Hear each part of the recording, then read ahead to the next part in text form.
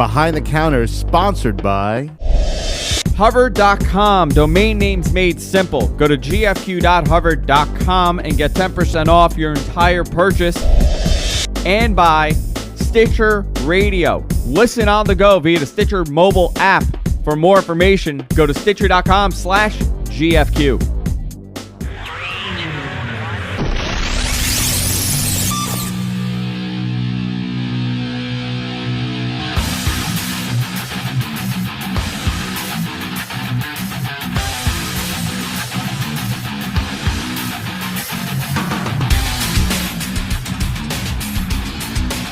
Hello. Are we on the scene? This is Behind the Counter. I'm your host, Rich Stambolian, and with me is fellow newsman, Jonathan Adler. Hey. How are you? Great. That's it. You can take it off. Did not go as well. Did not go as well in my head as it was. I also can't hear anything out of my yeah, me neither. So, hello everybody. Hey people. Welcome once again to another episode of Behind the Counter. I really wanted to do like a cool old black and white thing, but again, I like the fact that every time I'm watching the show on GFQLive.tv, that it immediately goes, as soon as the show starts, it goes to an ad. It happened at Blog World too last week. Like Suncast like freaked out, and he was just like, "Stop talking! Every single time. I think unprecedented. Every single time I've watched a show from our screens. It's like as soon as we start talking, that's it. Sounds better. So, well, you're still in black and white. I'll take the black and white. I'm very pasty. From the past, John Adler. Keep it a black and white. I'll take the black and white. So what's going on? You know, I like the back and forth. He's in color. He's in the future or the present. I look terrible. So, you guys have audio? Yeah. Sure. You do? Yeah. Great. Okay. You got audio in one ear. Yeah. Right? Okay. Yeah. I'm good. I'm fine. All right. So, we're back. Last week we were at Blog World, which was a blast. It was a blast. It was a blog. It was a blast. It was a blast of a blog. And if Scott Snyder's listening, somebody lied to us about where you were, dude. We looked a lot of places for that guy. We were told that Scott Snyder was upstairs in the book expo, which we spent a lot of time in. Yeah. And had our own adventures. Enjoying the carpet. We love the carpet. Mm-hmm. Oh God. We've experienced Javits in many forms, and that like the book world definitely. If they're talking about publishing dying, it's because all the money is going into the carpeting. I think Javits, wonderful carpeting. You went upstairs, right? We went upstairs. How weird are those people? I had a good time. Yeah, it was fun. I thought Blog World was weirder. I didn't know. Like at least I can pick up a book. I got free sunglasses at Blog World. We got free books too. We got free books from the book fair. That chick was great. I was telling. I got a phone case. I got a $40 gift certificate. Awesome, yeah, very cool. From out of print clothing. You guys want books that I'm not gonna take on the plane with me? Like, we'll follow you. What do you got, lady? Here. It's like you got a metal book. I did. I got a book of boobs and a book on the Encyclopedia of Hell, which is incredible. Pretty cool. Did you see the gay guys giving out the condoms? The really jacked up Brazilian gay guys? Nah, and like Speedos? Nobody wanted to deal with us. No. We were totally not book people. And they knew. Yeah, they knew right away. Like there were like a couple of comic book publishers that we approached and talked to. Yeah. They knew us coming. They smelled us a mile away. They knew what our deal was, that we were not supposed to be there. Plus we smelled of booze and cigarettes. Oh yeah, that's true. That's true. Yeah, as we were like walking around, like drinking our beers, just like looking at books. And you went upstairs with the booze? Yeah, you can't do that. Yeah, you can. No, well, they were like I had mine in that big cup.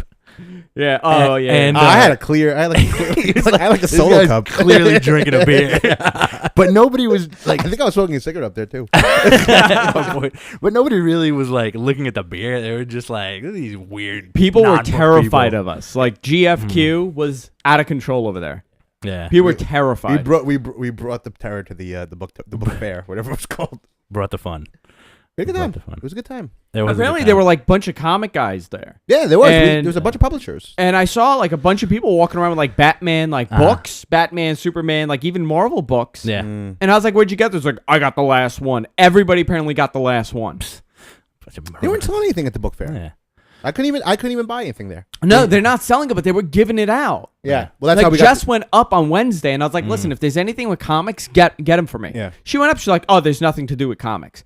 And the following day, I see everybody with like Wolverine masks, like the old one from when we were kid, like the claw and the mask, like that you bought. Like people are walking around with like Iron Man outfits. we met Captain America, and he just flipped us the bird. He was also handing out gay condoms, but he took a pin and put like holes in all. Fuck you, Captain America. Gotta procreate. It's America. Keep it covered. Unreal. We gotta beat the access. So it was a lot of fun, man.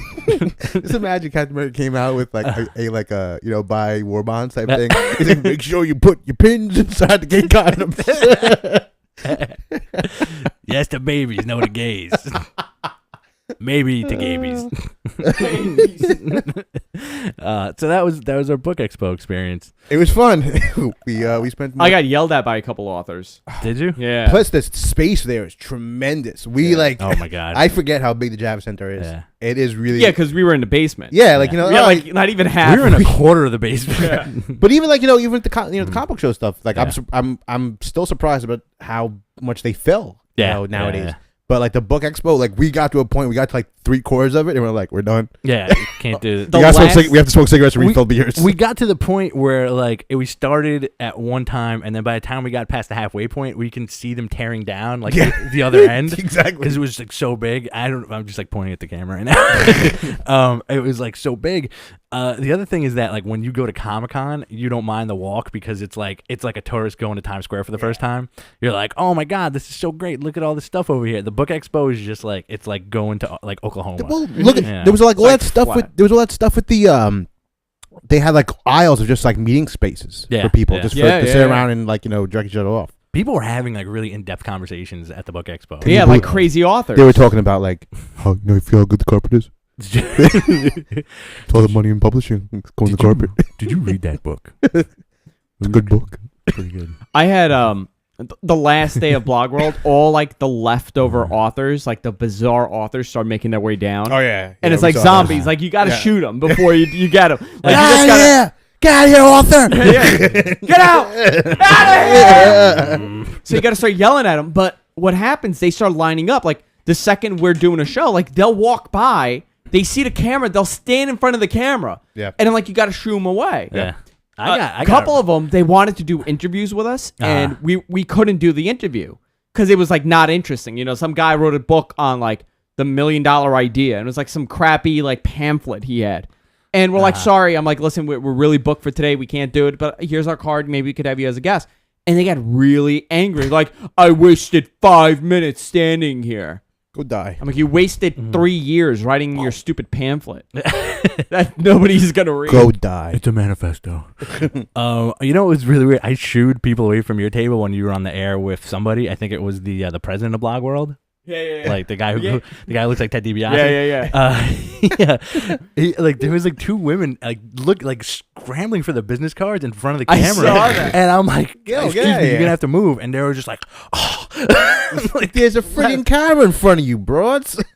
I had one woman come over like from the book fair, and she had like a diet book, and she's like, so what is this? I'm like, we're an internet radio network, and I give the whole spiel. She's like, try again. I don't understand. Oh my god. And I just walked away. Yeah. I just totally ignored everything. Just walked. She's like, excuse me, and I just ignored her. I before I forget, I want to also big up Stitcher for having the best giveaway of all time. Love her. Rachel from Stitcher. Big ups. The little rubber attachment that goes on the bottom of my iPhone that creates a speaker is incredible. Thank you, Stitcher. That thing is pretty cool. Thank you so much. This is what I wanted. I think you legitimately got the last one. I did. Yeah. No, I did. Yeah. I took it off our own table. Yeah. The lady, when you guys were doing the show, this lady came over and asked what it is to Suncast, and she goes, "This is very scientific." Oh, great. That's the first thing I think of when we think of me and Rich. I think of it like, I don't know if she meant that you guys are like a science experiment. So scientific. We are scientists. We are scientists, and we also are the products of our own sciences. Exactly. Like how I put that together. That I do like it. It's like or like if people think we're like not not into sports, but like can play sports really well. You know, like science and you guys definitely look like you play soccer all day. Yeah. No, thanks. And also thank you to Suncast for hooking it up at Blog World. Yeah, man. So, who I don't think he started drinking until later, right? Yeah, he went berserk. Yeah. He lost his mind by the end of Thursday. We were like the number one guys who started it. We started it off. Everyone's like, "Oh, perfectly. you guys brought a thing of Coors Light, huh?" And it's gone. And when we came back from the book expo, all the beer's gone. There was one left. There was one. There was two left. There's two. Exactly two left. Should have got more beer, bro. Yeah, I know. Somebody from Blog World came over. He's like, I was about to come over and say, like, you guys can't drink. Like, you can't bring your own drinks. Like, that's totally against it. But I was way too scared to come over to your booth because your guys were really loud and scary looking. We are pretty obnoxious. That's true. We are pretty obnoxious. And like with the drink tickets too, like that sweet lady was giving us like she was free drinks, man. It was awesome. Yeah, like she without was even great. without the drink Patty, tickets. Patty. Yeah, she was great. She was really a nice sweetheart. So, all right. So let's enough about Blog World. Let's talk about comics. Comic books. And actually, Black World is next week at the Javits Center. Black World's every week. So we'll start talking about comics right now. Okay. Give us some news. Head newsman John. News. Let me go look at my news page. Bunch of things happening in all over comics. A lot of speculation that ever since 52, the new 52 started with DC, they've seen a lot of sales, a big sale boost, but as we saw also when we were at the last convention, a lot of unhappy and quiet creators working for DC. Yeah, a lot of people not talking about the books they're on. Yep. People are not happy. So Image is seeing a huge moment where like they've got The Walking Dead going on. It's one of the biggest books out there. And shows. What? And shows. I don't know what that means. It's Vader time, apparently. Oh, it's Vader time. And Image has started picking up a lot of creators. They just announced in the solicits Grant Morrison and Derek Robinson working together on a book called Happy. A lot of people who are exclusive right now in DC, if their contracts are coming up or they're about to get fired, they more than likely will land in Image. Kirkman's running the ship. They're doing tremendous right now. It could happen, and it's incredible to see it come from Rob Liefeld, Jim Valentino days, and then like the desolation of like the early 2000s. Yep. To being possibly the second biggest company in the world when it comes to comics. I am completely for it because Image has been nothing but amazing for the past few years. They have been, and also I try out more books there than most companies. Absolutely. That I'll agree with you 100% on that because I'll always like lately for maybe like the past 6 months, if there's a new Image #1, I will pick it up. You know what it is? I think the covers, man. The covers are beautiful. They do a really tremendous job on their cover work. It makes you want to pick it up. Their #1s look amazing. All their new books look great. Even if it's a book that I had no interest in, I don't know who the creators are, pure speculation or whatever, I just want to pick it up because it looks amazing. Yeah. I was thinking about this the other day when we were talking about the news thing about Image, is that they're pretty much, the universe is still cohesive. Yes. And especially with like all the stuff that Kirkman's done and like the Savage Dragon universe and like all that stuff. And they all kind of fall into the same area. It's the same Earth. Yeah. In the mainstream Image comics. And it's really cool stuff because if they do take over as the lead like past DC, you will have like your quote Silver Age Image, Modern Age Image, and then that's like true. And like maybe Golden Age Image, which would be like Spawn #1. That's a weird thought, isn't it? Because you never thought of Image like that. 20 years, man. Yeah, 20 years of Image, and look how far they come. Their biggest book is Walking Dead, a book about zombies. They started with pouches and spandex. Yep. Which was cool. The thing back then. Yeah, I drew all my guys with pouches. Exactly. I think that whole thing was that when we were kids, like nobody expected the adults to be like, like growing with the company, and like as a kid, you bought the Image books because you're like, this is awesome 90s art. Everybody has claws. Everybody has pouches. That guy's got crazy laser beams. That guy's a robot. And that stuff's still out there too. Yeah, it's still like they're still producing that stuff. They're having this whole retro return of like the old Image. You know, with Rob Liefeld there and Youngblood, all that stuff. It's still there. They still have that product, but they're an incredible like machine right now Yeah. of money. And, I think and attention. I think a lot of that, a lot of thanks has to go to Larson too, because hell Larson yeah. kept the ship afloat for many years. He was the last man standing. Yeah, yeah. Him and Valentino too. Mhm. Valentino was around. I have a soft spot in my heart for Valentino. I prefer Liefeld being not so much involved with DC. You know, He's on 3 books now. and you know what gets me? Like, I follow him on Instagram and like whatever. He seems like a really nice guy. Sure. Say what you want about like his art and everything, but like he'll post like sketches of like Lobo and like DC characters, and like you'll look at the comments and it's all like, "Yeah, dude, you hit it out of the park again, bro." And it's the same thing. It's guy. He's never hit it out of the park. It's like standing sideways in like a really obtuse pose, with like a mouth open in an odd way. No facial lines or anything like that, you know. But at this point, I feel like his art is almost like he's like the Picasso of comic books, where it's like he doesn't give a shit. Yeah, at all. Like, he still doesn't draw feet. Like, he's still doing like the weird things with the hands and guns and whatever.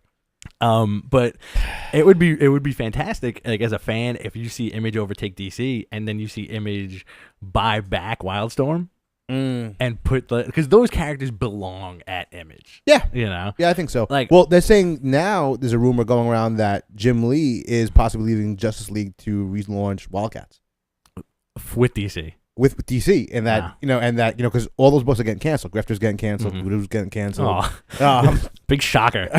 Well, but the fact of the matter is like, that's his baby, and like the dude's leaving Justice League, and he runs the company. Yeah, for WildCat. So it's just like, all right, dude. What did the cat stand for? And because it stood for something. Covert Action Tactical Squad, I think. Okay. If that's right, I think you might be right. It was Covert Action Tactical Squad. Nothing was covert in that book, though. Nothing. Like, they just blew everything up. There was nothing covert. I never thought about that. It's so weird. It's so weird about like the WildCats thing, because when we were kids, like, I dug that WildCats, but I had no idea what was going on though. Yeah, not because like they teased that, like, that Damonite War and like the guy who never showed up. He showed up like at one point. The Hellspawn. He's fighting Superman now. He's fighting Superman now. Stupid. And I always bring it up that the volume 2 WildCats, when they had Ladytron and Tau, was Ed Majestic. That was good. And then the version 3, when that's the best, when Spartan was like the altruistic, like, billionaire, was awesome. I did too. Yeah. Yeah, that was I picked that up on a whim. Yeah. WildCats 3.0, and it was tremendous. That was Travis Charest and Joe Casey. Yeah. Fantastic. That was awesome espionage stuff, and like, really cool thing. And they actually made like, they made it so cool. The thing they made that whole world cool. Yeah, they did. And like, character wise, I feel like Grifter was always like the coolest looking dude. I forgot Grant Morrison wrote this. What? WildCats. He wrote volume 4. Holy crap. What was volume 4? Was that the one with Ladytron? No.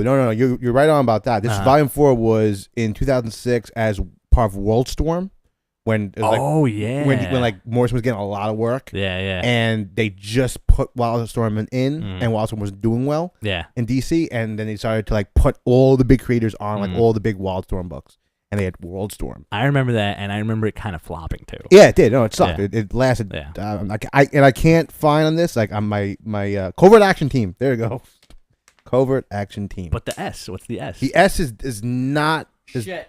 It has nothing on it. It doesn't have any abbreviation. It's just CAT. Has your dots. Okay. The S silent. So Wild Covert Action Teams. But they didn't need the S. That, I think we just solved like a big comic mystery. There shouldn't have never been. It should have just been called WildCat. WildCat. You know, they can do that because of DC. That is true. It was good. Doesn't exist. Good job. The S is for silent. Doesn't exist anymore. Thank you, Garby. So that's just. I don't know. What else got canceled? So many books got canceled. We also have Marvel. Marvel news. Yeah, it's good. A lot of books got canceled. Voodoo, Grifter. Hawkman's on the chop. They're making a Team 7 book. Deathstroke. Team 7's coming out soon. All the choices they're making, the new books, because they're doing, DC's going to do this 0 issue thing, right? Which they always kind of pull out to get more attention to their books. So they're launching Amethyst, Queen of Gemworld. They're doing Team 7, which was created to take down, which now has Deathstroke on the team, of course. Okay. And a bunch of other like really like subpar, like really this like your books are doing bad. This is your second, chop. Is this the second time they're canceling books? This right? is the second time they're canceling books. Yeah. So this is the time to you really step up and put new slots in there. What do? Amethyst. Yeah. Awesome. So Marvel is doing wonderful right now. Marvel's kicking a lot of butt. Marvel's doing great. They have their monumental, gigantic crossover, Avengers vs. X-Men going on right now. This is kind of the swan song for a lot of titles when it comes to creative teams. Apparently, after this is over, there's going to be a absolute ton of shakeups. So the rumor is that, number one, Brian Bendis has been writing Avengers. He's the one who basically reclaimed the Avengers throne and made Avengers the biggest book in the world. Apparently, he's going to be writing 2 X-Men books. This is all coming from Bleeding Cool, by the way. Which they're pretty, Rich Johnson's pretty right on. But he's supposed to be writing X-Men and Uncanny X-Men. Okay. 2 books. Cool. I'm cool with that. If he can do what he did with that, I think the X-Men universe is in very good shape. I don't think they really need a shakeup. Yeah. But sure, let them play with it. This makes me very sad, but also kind of happy. Matt Fraction, Salvador LaRocca on Fantastic Four. Okay. They've been on Iron Man forever. Mm-hmm. I'm kind of upset about that part of it. Kind of coming to an end. Jonathan Hickman, Esad Rabick on the Avengers. Awesome. Forget about it. And a new Avengers title, possibly at the end of New Avengers, possibly, and a start of Astonishing Avengers with Rick Remender and Jerome Opina, who does Uncanny X-Force. So basically, Marvel's doing awesome stuff. So they're making great choices. They have a lot of money in the bank. Mm-hmm. Avengers did wonderful for them. They're doing great creative shakeups. Awesome. 15 years ago, Chapter 11, bankruptcy. Yeah. Mm-hmm. And now look at them. Look at them, boys. I'm so proud of them. Yeah. I'm very these choice. If this pans out the way that they're speculating, I am very happy with it. It'll be very interesting to see. I want Bendis on a X-Men book called Axemen. Axeman. Just combining the Axemen world from History Channel and X-Men. I also think they don't need Extreme X-Men coming back. No. You have X-Force. Well, that's basically Exiles. Is it? Yeah, it's all alternate reality X-Men people. Okay. Yep. Bring back Exiles. I like the Exiles. I like Exiles too. I like Blink. It's fantastic. Yeah. That was a perfect place for her.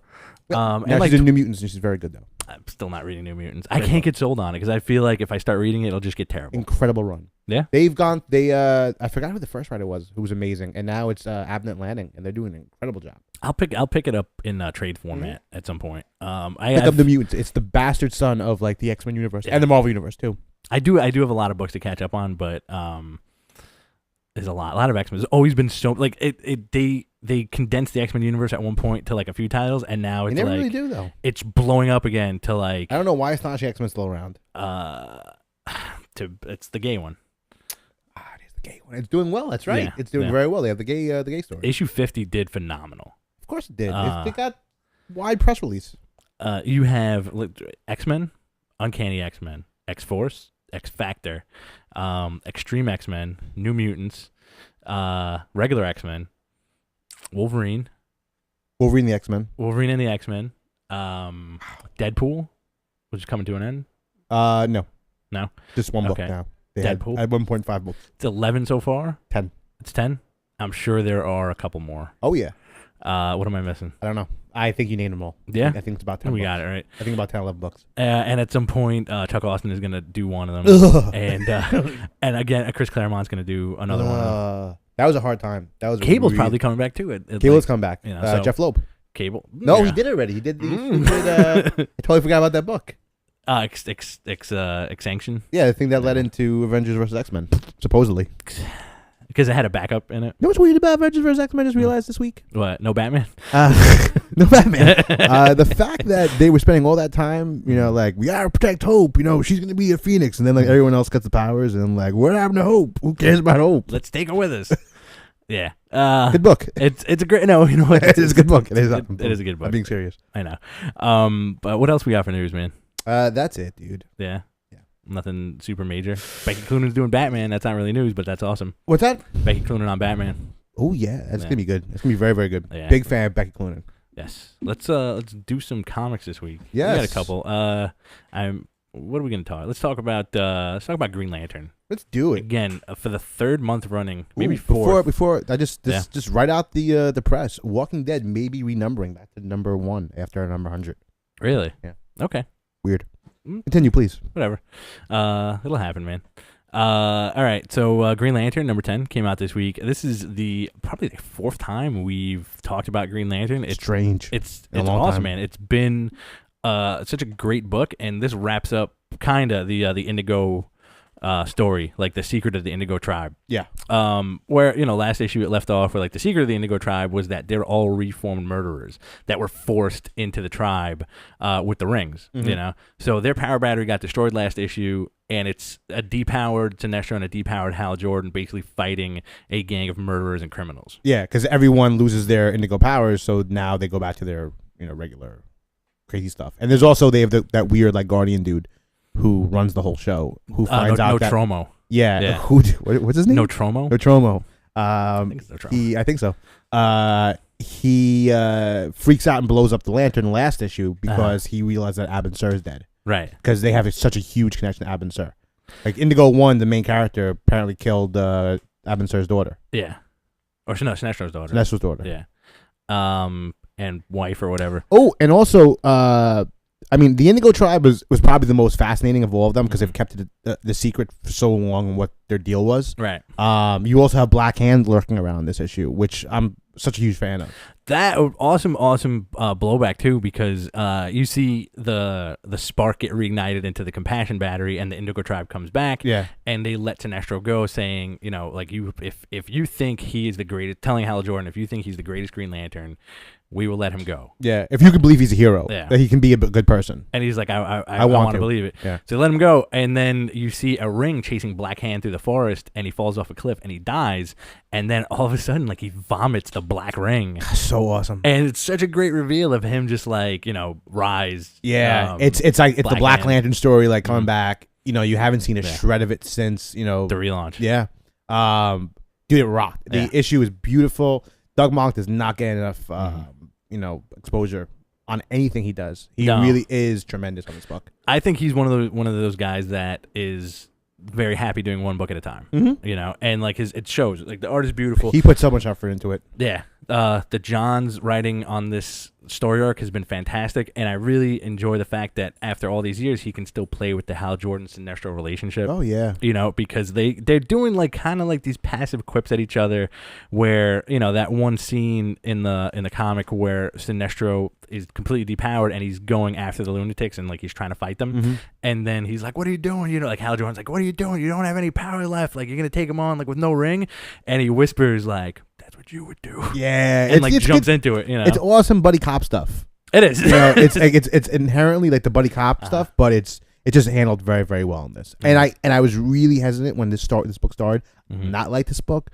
Now we're starting to get back to what we love about Green Lantern, why Jeff Johns was so awesome on Green Lantern for so long. Yeah, exactly. And I hope the book keeps up, man. It looks like it's just gonna get like bigger and better. We'll probably end up talking about it next month. Hope so. Another awesome number 10 book, which is good. Like the DC stuff, like when the books are good, they've been consistently good, And I think Batman and Robin number 10 came out this week.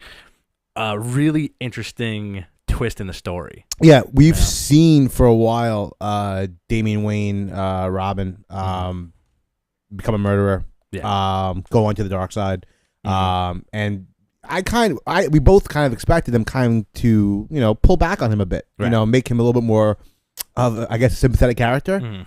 This issue really proved us wrong. And surprised the hell out of me. He's a dick. Yeah, he's awesome, man. He is officially become like from a glimmer in Grant Morrison's eye.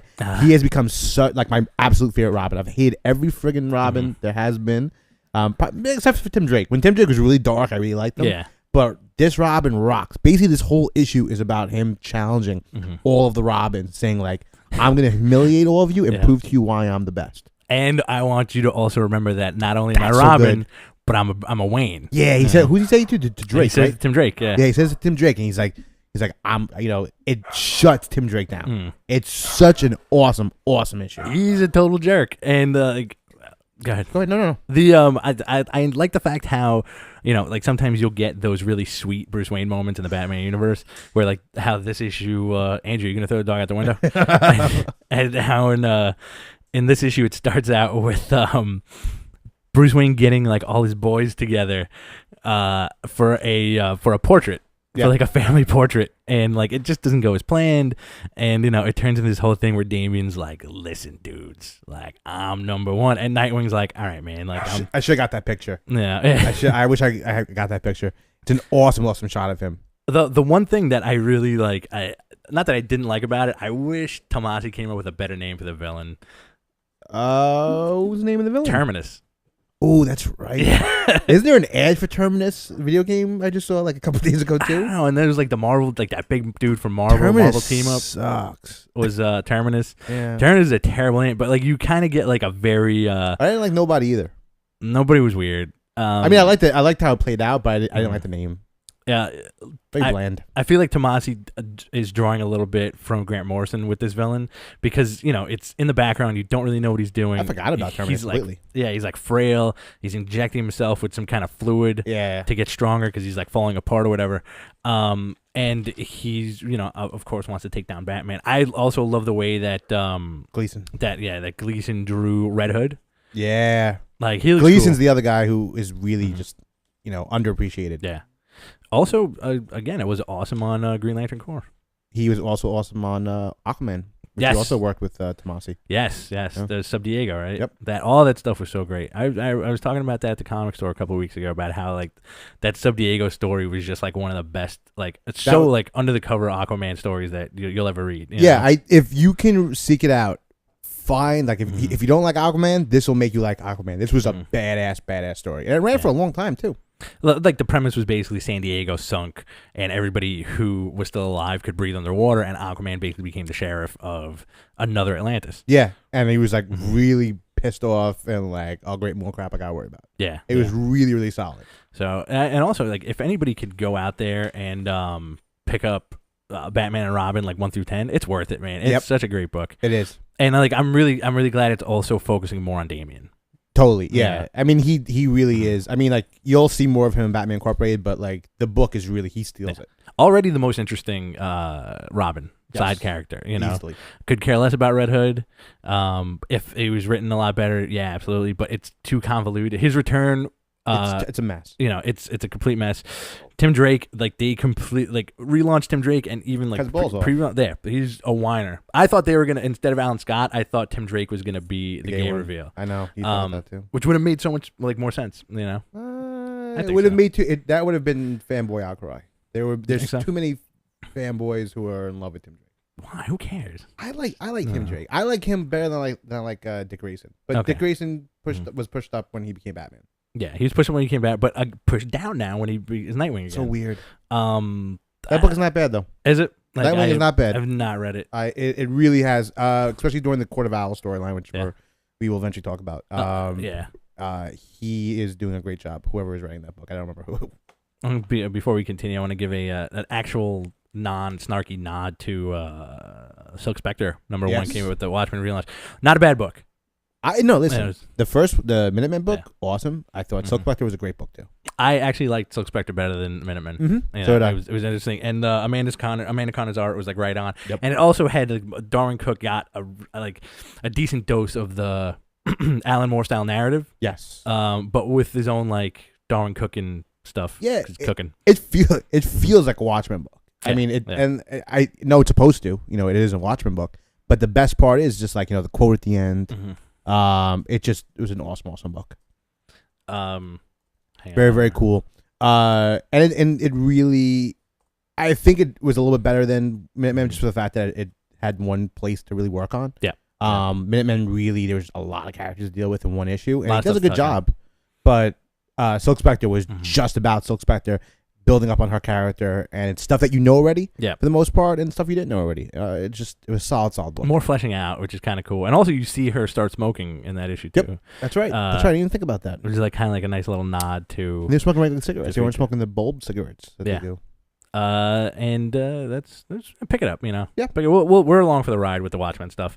Spider-Man #1 came out this week. Spider-Men, the most amazing heroes of two worlds in one book. The crossover that we've all wanted. Or not wanted, or hoped for, or not hoped for. But scary. First issue, I really dug it. I dug it. You know, I thought it went by very quickly though. it did. It was a very short issue. I really wish they would take these farmers ads out of the comics though. They're really weird. If anybody's picking up current books, you're getting a comic book style drawn ad for farmers with like people dressed up like the Avengers, and it takes you out of farmers. No, like the Farmers Insurance. Oh, Farmers Insurance. And it kind of takes you out of the story because you're reading action and then you're like, oh, Avengers HQ. Damn it. It fools you every single time you read it. It does. I think DC has something like that. DC has that one with Batman where he's like really crudely drawn. Yes. Yeah. And he's like helping some kid skateboard or whatever. Yeah. Or like put on deodorant. I forgot which, you know what I'm talking about. Yep. Yeah. And Marvel's always been guilty of having these crappy little comics inside their comics. It's true. So Spider-Man #1, it's really interesting. You like the entire book is basically Peter Parker, you know, saying that he loves New York Love sandwiches. Loves New York, loves swinging around, sees a mysterious disturbance, turns out to be Mysterio, but it's Ultimate Mysterio. Yep. And he's like, it was a great line when he said he's attacking Mysterio and he's like, something to the effect of no, I didn't have a chance to kill you before. I'm not gonna miss out on this time. I missed out when you died the first time, not this time. Yeah. You know, and like people are like, what? And that's always like, that's what happens. Just a smart guy. That's true. Like for such a smart dude, Peter Parker always gets taken aback by statements. Yeah. You know? It's like, what does that mean? It's like, huh? Spider-Man's basically been through every adventure possible. Yeah, exactly. Yeah, he's still shocked. Mm-hmm. Literally. I still have yet to see like a really Spidey trapped in time story. No. Which besides the Wolverine one, yeah. Like I want to see him just like trapped in like in the 40s. What do I do? The day I love that. Listen, guys, pick up Astonishing Wolverine and Spider-Man. I'm not kidding you. It is such an awesome book. Rich does not believe me. It was okay. It wasn't that great. It was incredible. This guy loves great cubit art, time travel, a bad guy, two black guys, baseball bats with diamonds in them. Yeah, amazing. I'm not kidding. Really good book. You know what I want to see? I want to see Spidey. This is and like Marvel. Anybody from Marvel, listen. If this book comes out in 2 months, like I'm cool with it. Awesome Spidey time travel story shows up New York, 1929, the day after the market crashes. Oh, so Depression era. What? Depression era Spidey. I would see that book. Everybody's just like so heated that he's there, just like who is this? Who is this guy? I would read that book. I would definitely read the book. But this was awesome. This was a good idea. So this brings the ultimate universe. So so it's our regular Peter Parker. Yeah. He gets transported to the absolute, like, honestly, the ultimate universe is horrible. Yeah. They succumb, like half of New York has been destroyed. Mm-hmm. Spider-Man's dead. Yep. Almost everyone's dead in the ultimate universe. No Wolverine. I particularly like the ultimate universe right now. I think there's a lot of awesome creators on it. Mm-hmm. We have never talked about it, but like Ultimate X-Men is really an awesome book. Yeah. That's very strange. A little bit behind. Is you? I'm like you're a little behind? bit behind with that. It's very good. It's very weird. Ultimate's very weird, very awesome. Yeah. Ultimate Spidey is it's still Ultimate Such a Spidey. good book. But like the world that they live in is pretty terrible. So like Spidey drops in and there's this little Spider-Man running around. Yeah, like he sees the triskelion and he's like, "Where am I?" That's right. Yeah. And then like I on the same like he tries to go to his apartment and there's like a chick living in there, and he still freaks out and then he saves somebody from a bunch of burglars and the guy's like, "Hey man, your costume is in bad taste." And he's like, "What do you mean? I'm Spidey." For those that don't know, Ultimate Comic Spider-Man is dead. Yeah. So, and then you have that like little black Latino kid is running around in costume. Then you have that other Spidey moment where he's like, "Seriously, man, thanks for helping whoever you are." He's like, "Okay, what's happening?" And then he meets Miles Morales on a rooftop, and just like totally craps his pants. The most surprised character in all of comics. He is. He is a shocked dude. I think he probably has some type of degenerative memory problem. The memory of a spider. Yeah, I think I'm only alive for a year. I think he really like has been hit around too much, and he just like kind of messed up. I would love somebody to touch on that, like a skull screwed up. like Reed Richards is like, you have like concussion syndrome, where like you can't remember anything. You're shocked by everything. Yeah, because listen, Spidey for the longest time has been like the broke, superhero. Yeah. So this is not a dude who like was checking into the Fantastic Four to get fixed up. He was putting Band-Aids on and going to work every day. Yeah. He was like, the dude who was like, why are you all bruised up? I was like, I'm a klutz. I'm an idiot. Exactly. It's like, he was like bleeding. Dude fought like Wolverine in the sewer. And you'd always see like one of the greatest Spidey moments is like in any issue where he's like buried under rubble and he's lifting it up. Like it's such a classic like image of him, and it happens so much where like stuff falls on him and he's like, no. Straining. And he always and like he always whenever that happens to him, he has those big moments where he's like, it takes like, he's the character who we identify the most with probably because he's the most human. Yeah. He's so flawed, but he's really not that flawed. Yeah. He's he pretty much is a saint for the most part. He never does bad. Yep. He has his own, code of laws, but he's like totally the working man's, hero. Yeah. But whenever he has those big moments, he's always got like the hardest day afterwards. Oh my god! He's always got like like he's getting fired or like he just like he killed Rhino, he killed Dr. Octopus. His arms are broken. He's got a bloody nose. Your girlfriend's gonna dump you, and you're gonna get fired. Yeah, exactly. Like I'll never make that date now. Everyone's dead, Spidey. Everyone's dead. Your body is crumbled. You're wearing a sock. He'll show up to the party and they'll be like, "This surprise party was for you." Like, happened a lot actually. They always waste a good surprise on what's his name? Peter Parker. No, Peter Parker. The Daredevil. Norman's kid, man. Harry. Oh, Harry. Yeah. Harry's dead again. Where is Harry? I don't know. Oh, that's right. He broke some guy's arm and then bounced. Yeah. He disappeared like a while ago. Yeah. I was so disappointed with the final issue of Ends of the Earth. You read that yet? No. You're going to be disappointed with it. Yeah. Really? I wasn't a big fan of that story. I really wanted to love it. Yeah. And I really did not. And that brings us to our favorite book of the week. This is the best book of the next 2 weeks. I think so, because we're not going to be next week. This is one of the biggest books in a long time. It was Batman number 10 with the awesome team of Scott Snyder, Greg Capullo, and Jonathan and Galapion, which is an awesome last name. And this is the we're not even done with the storyline yet. This is like the second to last issue of the Court of the Owl story, where Batman figures it out. And he tracks down the Court of Owls. It starts out with some background on the Court of Owls. Well, the whole thing with Court of Owls is that, unbeknownst to Batman, there was like this secret society that's been around since the olden days of Gotham that his parents kind of had some kind of weird relationship with. And there's a whole play that Snyder did about how owls are the only things that could chase bats away, but bats will always come back. So it's like a good back and forth between, these animal-based mythologies, which is kind of neat. And, you have Batman fighting these like undead guys who were called Talons, and they're like super strong, and they're basically zombies. Like it's Batman fighting zombies, and there's such a great mystery element to the whole thing. So it culminates with and Batman gets the crap beat out of him during this entire run. Oh yeah, he's got stubble. Yeah, he's got stubble. If Batman has stubble, there's something bad going on in his life. He's almost got a beard in this issue. He does. He's pretty brolic. So he kind of figures it out. He's like at his wit's end, and he shows up, tells the head lady basically like you stay behind those bars because I'm coming to get you. And he tries to find the Court of Owls, and they're all dead. They're all dead. They're all poisoned. Everyone in they're all like wearing their owl masks. He's like, and Batman's not even that shocked. He's just like not like Peter Parker. Damn it. Yeah, that's kind of like got him. This gotta be something. My Batman voice. I don't do the growl.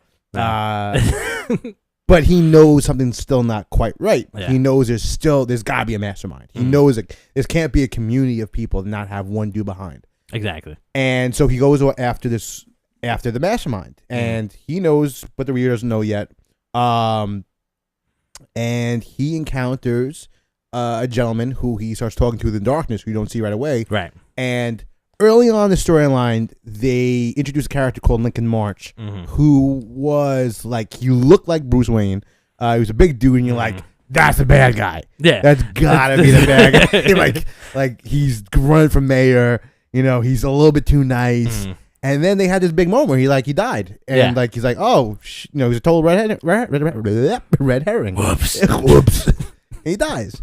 But the big reveal in this is that Lincoln March is alive, and that he's not really Lincoln March. The big reveal. Do you want to say it? Do I want to say it? I don't know, man. Like that's the reveal is I think you should. We have to talk about it. If we have to talk about it, if any Batman fans are there, and I'm talking to my brother because I know he's in the chat room. And if you didn't read this, better turn it off right now. Just like turn it off and watch it later or something like that.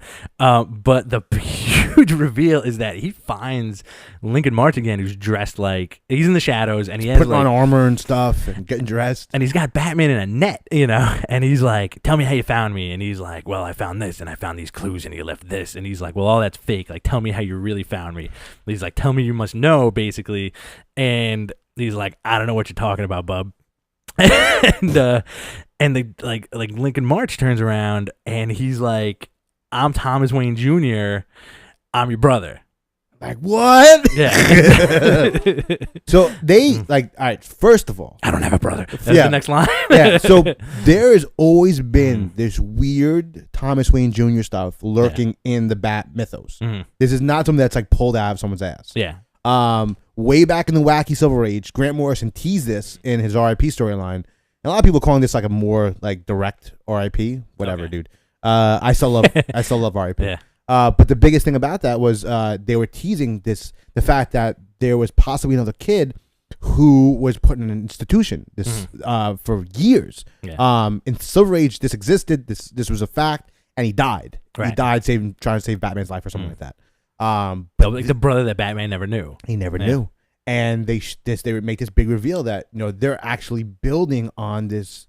You know, you had the parents, you know, and you had Bruce Wayne. Yep. And now we have this incredibly new element of the absolute opposite of Batman. Yep. We have the like where you have Joker as his nemesis. You now have a new player, which people are going to pick up on. Frightening too close. Scott Snyder said that I read an interview with him afterwards. He says check out the second issue after this. You know, there's going to be more stuff. Right. It's a big ballsy move. The balls in this issue are incredible. Yeah. Oh, forget it. And it's such an amazing reveal. This is the first book I read this week, and it was like I dropped the book. I was like, I couldn't believe it. Exactly. I really couldn't believe it. You do like we did the Peter Parker. Yeah, like what? And it's so awesome. Like the reveal is so good, and also it's done so well. It's handled so well. For the past few issues, you're getting the supplement story, which is about Alfred's dad, Jarvis, the ultimate butler name. And how he's trying to protect Martha Wayne, and in this backup, you get the reveal that she's like Bruce is like a little kid, and she's pregnant, and you know they go into this whole story about this orphanage was for kids who were kind of messed up, and they were for Gotham's elite, and they didn't want to let them into the public. Yeah. So. And you only get half of the story in this where like they're calling up Martha Wayne and threatening her, and Jarvis is trying to protect her, and at some point like a Talon shows up, and you know like the car flips over and everything, and that's kind of where it ends. So it happens on the corner of Lincoln and March, right? And that's you know how Lincoln March shows up, basically like using that information. Well, the supplement is called The Fall of the House of Wayne, which is really cool, and like I feel like a lot of writers are very hesitant to mess with like the holy Thomas and Martha Wayne. You're cracking open the Bible for the most part. Yeah. When RIP was going on, they were really like messing with the idea of like his father. Yeah. I thought that RIP was going to be revealing that Alfred was the bad guy all this time, and that he was like going to become his ultimate nemesis. I think actually they were going to go that route at one point, and they couldn't. You know, they said, you know what, we can't mess with the Batman. Too much. But like introducing the idea of like Batman's brother, it sounds soap opera on like the surface level, but dude, it's handled so well. If there was any other writer out there, they probably would have dropped the ball. And this is issue 10. Yeah. This isn't issue 12. This is issue 6. This isn't a milestone issue. It's something that came out of nowhere. Yeah.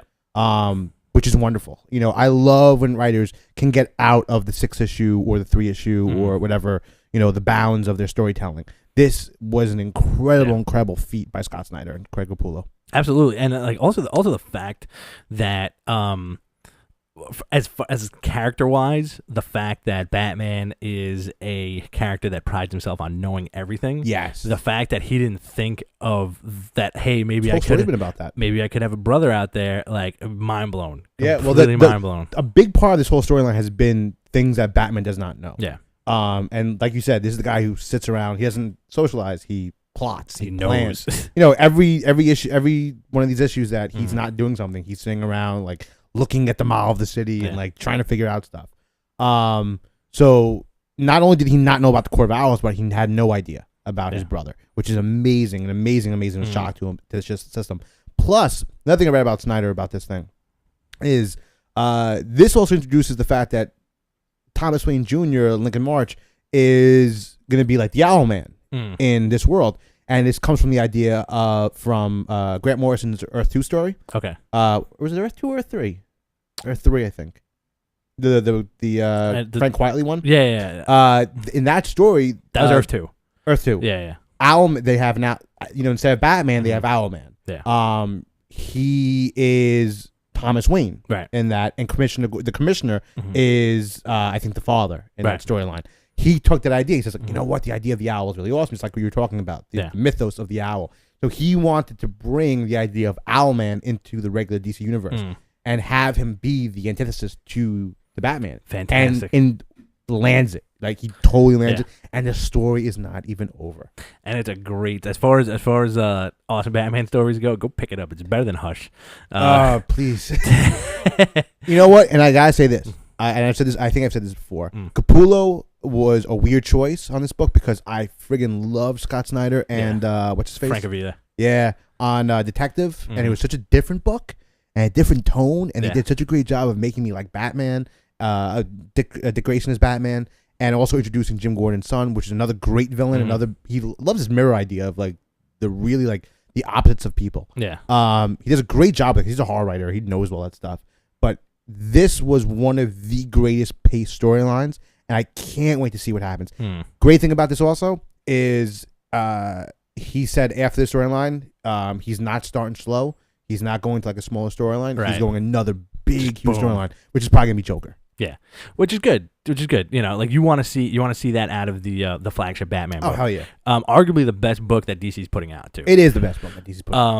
And not even arguable. And it's like it's the fact that you have a writer with like who's so talented, and it also feels like they're not rushing him. Like he has a plan, and it's gonna be good. And we're talking about issue number 10. This is only issue number 10, and judging by this guy's track record, by Scott Snyder's track record, issue 20 is probably going to be amazing. Issue 30 is going to be amazing if they keep it. Until Alex Luthor shows up and smashes the world again. I want to see this guy writing Batman. Yeah, I think he'll be on the book for a very long period of time. I think he's their new baby. Good. Nurture that baby. Please, I hope. Give him lots of money. And guys, pick up Detective Comics, Black Mirror. It's incredible. It's incredible run. Fantastic. Because that, like, the thing I like about Detective is that it's, for me, it's always been, it should be the book where Batman has the flashlight and he's just like crime solving. It's on the title. And you get the police stuff too. You get Commissioner Gordon and all that. His run so great. Batman run, the high octane stuff, amazing.